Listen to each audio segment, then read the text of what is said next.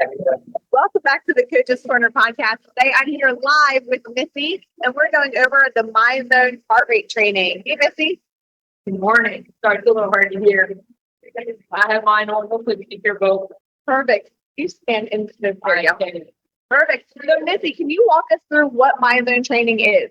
Yeah. So what we've done is Myzone goes from 0% to 100% on your heart rate. Each color has a different heart rate percentage.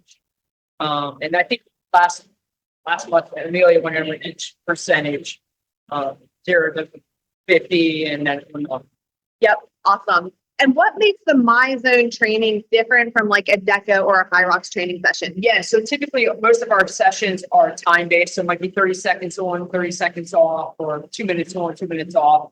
So with this, we're actually doing more of a heart rate variability. So in this case today, they're actually working to a percentage. So working to 80% to 85% of their maximum heart rate. And then they're recovering back down into a 60% compared to a normal time-based training. Perfect. Yeah. So what's going on with this group is we have 3 people on the skiers and 3 people on the rowers behind Missy. And like she said, they're all working to that 80 to 85% heart rate. And then they have to hold it there for 3 full minutes. So they're monitoring their effort by their actual heart rate on the screen, which you can see the different colors in front of the rowers there. Once they get to the 3 minutes, Missy, what happens after that? They're going to actually recover back down. So versus staying high the entire time, they're actually going to bring the heart rate down into a recovered zone, which is going to be a 60% to a 65%. Yeah. So instead of saying like work out like a sprint and then come down to a slower pace, they're actually going based on their own biofeedback. So everybody here has a different heart rate that they're working to get to down to that 60 to 65%. And it's based on their age and a whole bunch of other things. So it's very, very specific to you as the individual. Yes, exactly. Yep.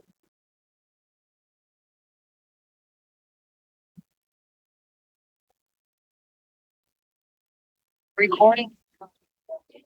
All right, we are back. And as you can see, we've got some blue on the screen. We're down to some gray. So what that means is everybody is in their rest and recover zone. So instead of being in their work zone, they're working for 3 minutes down to that rest zone. So they have the option of either taking a complete rest and just hanging out around the gym, or heading outside and going for a walk or a very slow jog. So Missy, can you tell us a little bit more about the different intervals? So today, again, we're working between that 80 to 85% threshold. What is that specifically? What is that working on? So actually, I'm going to come back down just because they're coming back in their blue, which is going to be their recovery here. You can see their stimulus. Stacy's actually dropped all the way back down into a gray. There we go. So recovery. So she's actually going to work to get her heart rate back up to that 60 to 65%, so that we have a nice and steady pace here. You can see that she's at 7%, Angela is down to 1%, Rachel is down to 1%. And so what happens is you can kind of hear the noise in the background maybe now. Their 3 minutes is up and they're back in that work zone. So each zone represents a different cardio capacity. So we work to spend a lot of time in the blue zone actually, which is that easy pace. We want to make sure that we are actually building our aerobic base. This is not a difficult effort. People hate it actually because it's still very slow. Did a whole other podcast episode on the benefits of zone 2, which I do encourage you to go back and listen to. Zone 3 is a little bit of a trap. Missy likes to talk about that a lot. So Missy, can you tell us a little bit why Zone 3 is a trap and why we don't want to spend too much time there? It's more of a comfort zone. Most people actually aren't pushing themselves. So if you can see, like, he's kind of hanging out. This is the recovery for him. He's not actually pushing himself. Yep, he's doing a little jumping jack so you can get back up and back into that zone. He's not working that hard. Are you even out of breath, Keith? No, he's just hanging out. Amelia, probably same thing. Are you out of breath, Amelia? Are you out of breath? No. She's kind of chilling as well. It's a comfort zone for them, okay? Megan, I think you fall into this trap too. It's not strenuous. Yeah, not pushing yourself. But then we have some clients who will find themselves in that red zone. They just hang out. It's stress in the body. They're not recovering well. Their bodies are being pressed, stressed all day. Yeah. I really want to find that balance between that comfort pace that you can maintain for a really long time, and then really strategically pushing that pace all the way to the yellow or red. And so today we're working on the yellow zone. What are the benefits of that very slower yellow zone? Your cardio capacity. How well can you compete during a competition?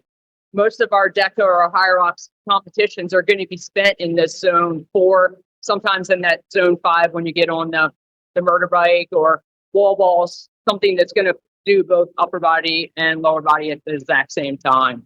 Got it. So as it's logically, it makes sense that if I'm going to be spending most of my competition at that zone 4, zone 5 pace, why do I want to spend a lot of time there in my training? How well do you have to recover though? How well are you handling that stress? You got to recover down in between. Yeah. You got to run in between as well too. That compromised run. So you got to recover back in there. How well are you handling that stress? Exactly. And so these sessions specifically are designed to build up that stress tolerance and then recover very quickly. So especially if you're doing like a partner race or some kind of partner challenge or a DEKA or a 5-off, with those run intervals in between, you're working on really pushing that pace and then recovering quickly during the race. The reason why you can't do that over and over and over again in your training is because you have to be very specific, because you want to be able to recover so you can hit that training again in a couple of days. Whereas for the race, you're going to have weeks and weeks to recover before your next event. Yeah. And then some of the factors you may see here too, I'm going to point out key. This is his second set. So today it's actually a little bit lower. He's only at 650 calories. Sometimes he's at 800 to 1,000 calories. That's going to require a lot of glycogen. That's going to be those carbs most of that. Form in your muscles. Our clients come in fasted. He a lot of times comes in fasted. This is something that we're looking at with all of our athletes. Are you fasted? That's one of the reasons we also went to the type of training is you get to learn the athlete, essentially. Yeah, so other things that we're looking for are we know who's stressed, we know who's taking different medication. What are some other things that we're looking out for our athletes? Or dehydrated. That's one of the biggest ones we're really looking at, environmental factors. Today happens to be cool here. I think we're in the 70s. We've been in a place that feels like a billion today. Never ended. It's been in the 90s. In here, we've been last weekend, it was 98% humidity inside the gym. Floor was soaked. You're looking at 8 to 10 per minute per degree. Then you add that humidity on top of that. Your heart is going to be 100. So he's at 142 today at 70 degrees. You're looking at like 140, 160. Yeah, that's a really good point. The weather does have a really big impact on our heart rate. So you might notice that in the summer months, it takes a lot less effort to get up into these yellow and red zones, and it takes also a lot less effort to get up into that blue zone. So you might do more walking, things like that. It's really frustrating if you feel like it's maybe you feel like you're out of space, something like that. But take all of these things into consideration. And so the benefits of this specific training session is that we do know you. It's a very small class. We keep the numbers very low, about 6 people. And so again, like what you said, we know who's on medicine. We know who has not been sleeping very well. We know who's under a lot of work stress or family stress. All of this is taken into consideration as Missy is coaching me through your sedation. So some other things that we work on here are things like efficiency, how well are we pulling the wheel or the row. And so another benefit here is that we didn't really talk about it, but sometimes we can fix the way that we're pulling things so that we're not necessarily going faster, but we're more efficient. So we're slowing down how we're actually doing things, but our heart rate doesn't get quite as high. It's easier to become calm. Actually, Rachel, can I borrow your just up here? So Rachel's a good example, if you don't mind. Can I use you as an example? So Rachel wanted not hold the rower. We discussed the other day. I learned that she's at one of those great ages, like most of our clients. Most of us are menopausal, right? We're in our 40s, put it that way. She was not drinking any water before she came in. So not having that water before she came in, and we started her heart rate runs high. As you just saw, she wasn't doing anything. She's already at 78%.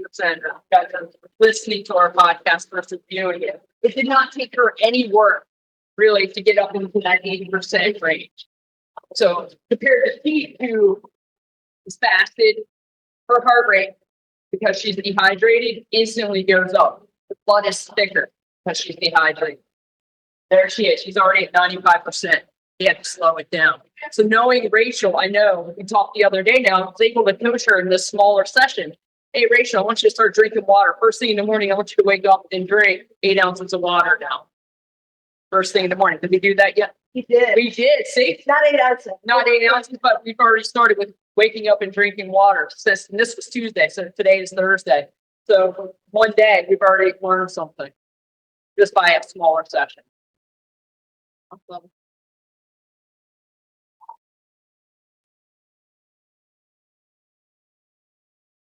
All right, so now we have switched gears. We're actually working on sprint interval. You can see them on the bike. Got a couple of the switch gears. They are doing a 20-second all-out sprint. Like it's just back and first gears on the feet. Long period of time. Yeah. I've heard the beat. So that 20-second interval is done, and now they're working on recovery. 4 seconds out. Nice, all hot over here. From the no stop. All afternoon. Reset your calories. Take note of where you just hit. So this is going to simulate more of a race pace. So with this, we actually record their calories. Our goal too. Here we go.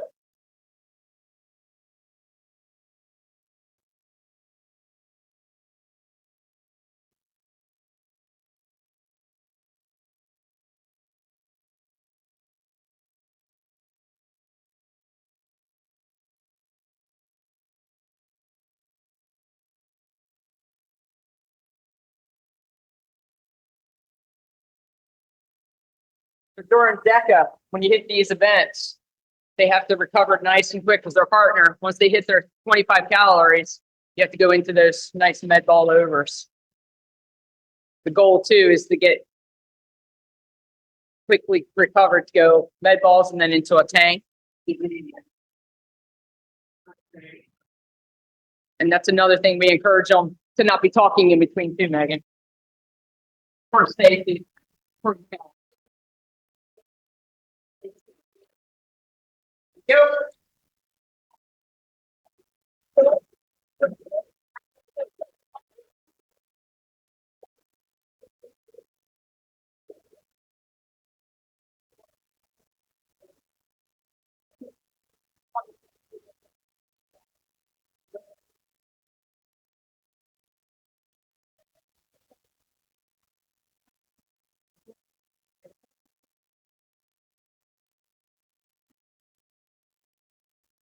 The piece.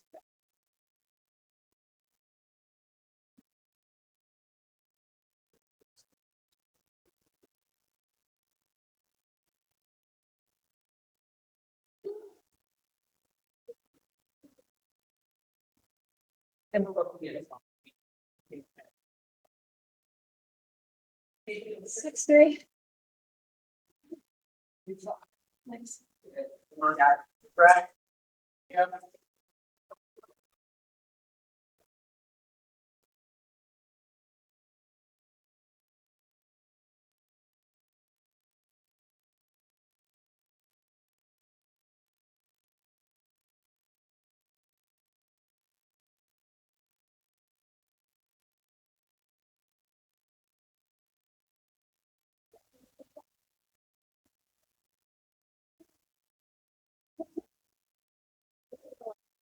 Yeah.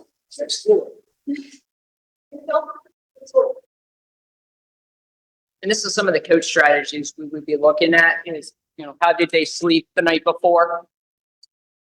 Are you hydrated?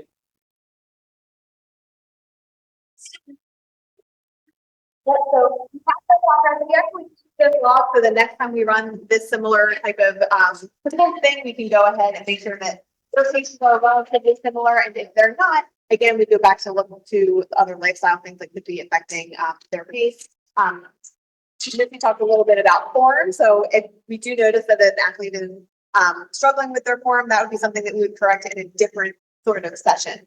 And it could be medication too. That's one of the things I think we may have skipped before, something like thyroid medications. I could actually talk someone even mine's on just to see, like I'm on thyroid medication, mine's gonna run high. I drink caffeine to get rid of that, and I like to see pre-workout. That will elevate it. Somebody who's on a beta blocker though, we have to go in and actually on the back end of Myzone, which is nice, and bring it down because they're never gonna hit that max zone because of the beta blocker. It's actually gonna bring it down. And actually, want to bring in Amelia real quick. Do you have anything you would like to add into about the Myzone training? She's all sweaty from a next quick hitting her on the spot. I like to emphasize the things that make our zones different. I know that these guys touched upon it a little bit earlier. Like, for me, the dehydration aspect of it can increase my heart rate, so my heart rate might not be as accurate. And then I sweat so much. Yeah, So you hit that. yeah, Actually, it's a good move. yeah, I lose a lot of sweat and electrolytes, especially in this humidity. So I don't know if you guys are interested in science, but I like to explain things kind of with like a pathophysiology background. So our cardiac output, the amount of blood that we can get to the rest of our body from our heart, is based on two things. It's based on our heart rate, so the number of beats your heart goes in a minute, and it also depends on your stroke volume, which is the amount of blood that your heart can pump out of the time. So if you're number one, you're dehydrated, like usually, your entire blood volume is less, so your stroke volume is going to be less. So in order for you to have that same cardiac output, because the same energy it goes to, your heart rate has to increase in order to get that same output. So your zones are being and then when it's humid and hot, I am so very sensitive to my blood rates, and that is indicative of those blood vessels more in the periphery, dilated to get rid of that heat. There's no response to extra humidity, but because of that, there's less blood volume circulating in our cells and where we need it. So that's also going to decrease the stroke volume and then increase our heart rate. So for me, to stay hydrated and fuel, I'm going to see the gut glycogens, fuel adequately, not That's the menopausal women too. They're menopausal. They're gonna overheat naturally. absolutely. They tend to stay. Yes, thermoregulation. I mean, thyroid hormones, cortisol, as well, get involved. So those are the things that I know I need to focus on, but especially now I'm feeling it because it's so humid and I need to drink more. She's dripping it out. It's only been like 15 minutes. I'm already like, yeah, so. Yes. Thanks, guys. It's a great workout. Thank you. Awesome. So we've been running these Myzone sessions for under a month, right? Actually, about 2 months. 2 months now. Yeah, that's your. So as of today, we're about 2 months into the Myzone training session. And Missy, I know you mentioned to me that some of our athletes have already noticed significant improvement. Can you talk a little bit about that? Yeah, so they're noticing during the regular training sessions, they're recovering quicker. Their output is better. So something like the rower, they're performing, they're getting their 5 rounds. In there, so they're getting 10 minutes versus 2 big teams. It's awesome. And then they're getting to the next. Yeah, we talked about that earlier where we want to be able to push ourselves harder in training. But by being more strategic about the way you train and the way that you recover can lead to good results, not just in the training sessions, but also during the recovery. Yeah, recovery is the key. You can catch that part. Missy, okay, anything else? These sessions are on Tuesdays and Thursdays.